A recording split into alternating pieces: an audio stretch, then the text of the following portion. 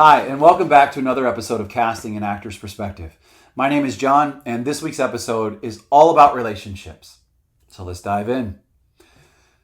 I'm going to say something to you right now that you may find a little strange, but it's pretty important. So I'm going to say it, as controversial as it may sound to you. Forget about booking the job. The only thing that you should be worried about is working on your relationship with the casting director. Now, why do I say that?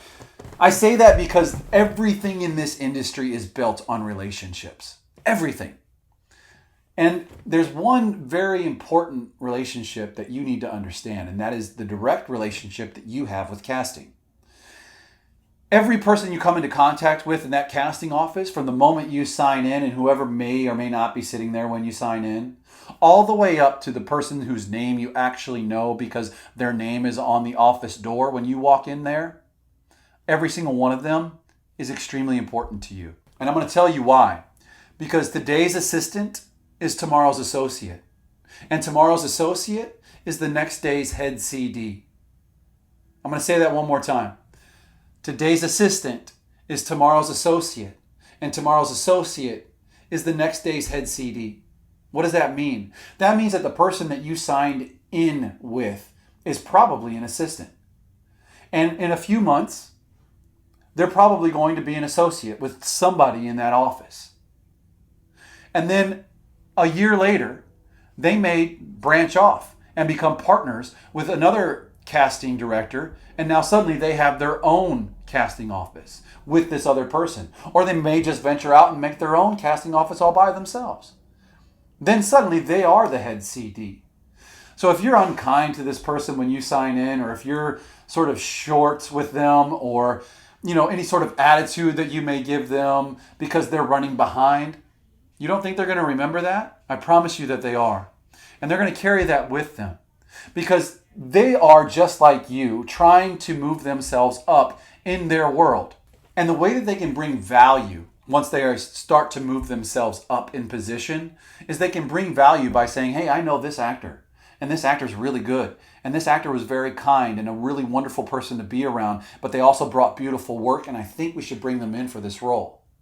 And then the associate or the head casting director will say, oh, that's nice, that's great, whatever.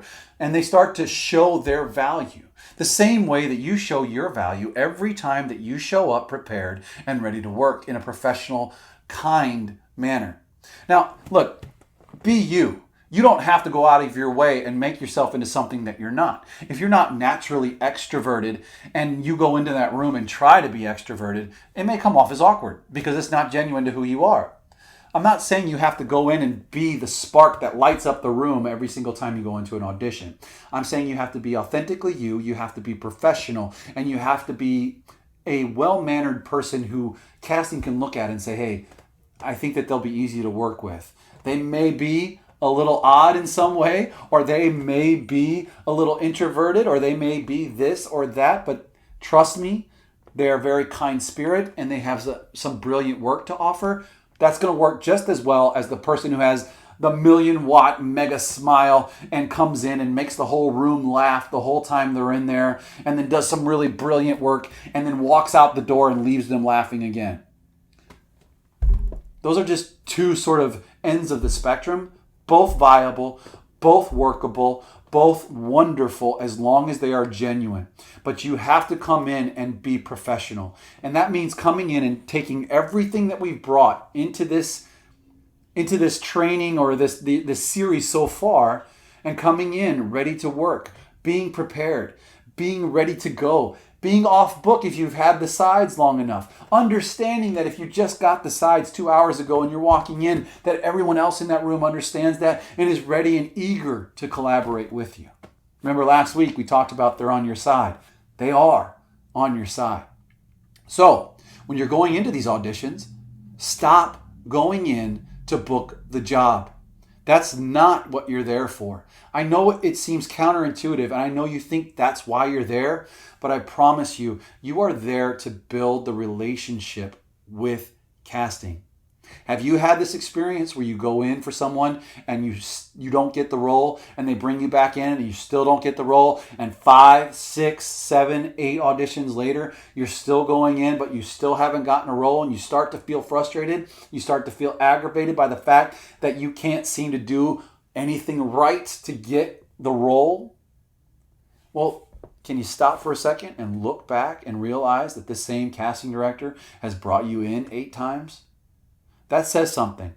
That means that they trust you. That means that they trust your work. That they think that you are the kind of person who can deliver not only the goods, but who can also come in and make things easy for everybody else and be the person who's easy to work with and get along with on set. That's the relationship you're trying to build.